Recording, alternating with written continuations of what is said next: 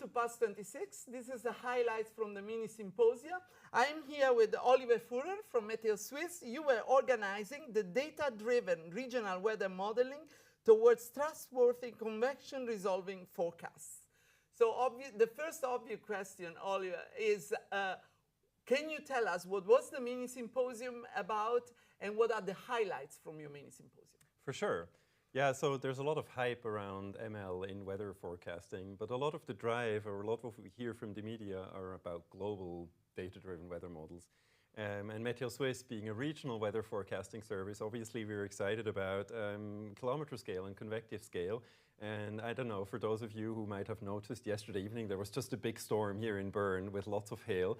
And those are the type of phenomena that we actually would like these data-driven models to forecast, such that we can issue warnings. And so I think the mini symposium in a way highlighted that while there's a lot of excitement, there's still also quite a way to go before these models can be put into operations. There was a contribution from Météo France, there were contributions from ETH, there were contributions from KNMI, the Dutch Weather Service, and from Meteo Swiss. And I think all of the talks across the board showed that we're making progress, but there's still also quite a ways to go. But then, Oli, what are the challenges that we should address sooner rather than later from the weather modeling? Do you have some idea? Yeah, I think it's really, like, what's really cool is that in a way, you know, developing these old physics-based models took a really long time and took a lot of effort. And now data-driven ML comes around and it compresses the time it takes to develop these models. But part of our workflows are not compressed yet. The validation, in a way also making sure that these models are trustworthy, still takes a long time. And if something would get me excited is that we can start using more agentic workflows to also help us to compress the time it takes to validate these models. And I think a lot of groups are trying that, but I really feel like if we want to accelerate the cycle in terms of being able to develop these models, we also have to address not just building and developing the models, but also the validation part of things. Oli, you are an expert in this field. You have been working in this field since long time. So I will ask you a question that I already asked to the weather and climate scientists.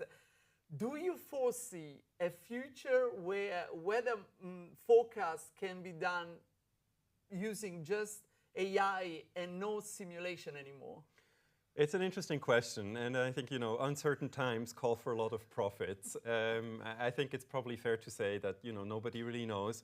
I think some weather services have a better chance of using just data-driven models. Meteo Swiss is one of them because we focus on the regional forecasting problem. We don't do seasonal forecasting, we don't do climate forecasting, or we use existing climate forecasts to just do climate services on top of them. But I think for the daily forecasting task, I do see a potential that in the future we'd be only using data-driven models. On the other hand, right now, all of these data-driven models are trained on data sets generated by the physics-based model. So that doesn't mean we don't need to have the capability of also running the physics-based models. And how it actually plays out, you know, who knows? Who knows? No, yeah. I know. I keep saying this is the primordial soup of AI. Yeah. So there is still a lot to understand, a lot to really, go deeper to and see whether we can also trust the results. I mean, all the risks and challenges that we have seen so far. But then, Oli, my last question is, so you have had very interesting discussions, and there is a huge community coming from weather and climate at the past conferences. What would you like to see happening? What are the next steps that you would like to see happening?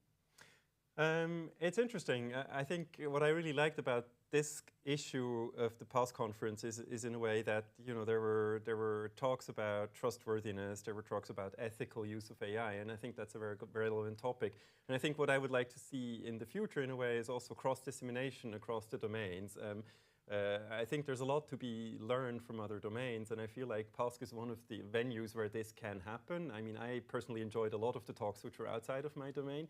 And while it's always a bit of a gathering of colleagues and domain scientists that you know, I think PASC is also a unique opportunity to look a bit across your specific domain and to try to learn from other domains. And so if that can continue, I would be very happy. We will make sure that PASC will continue with its interdisciplinary approach. So thank you very much, Oli, for joining us, and see you next year at the PASC26. Thanks so much, Maria.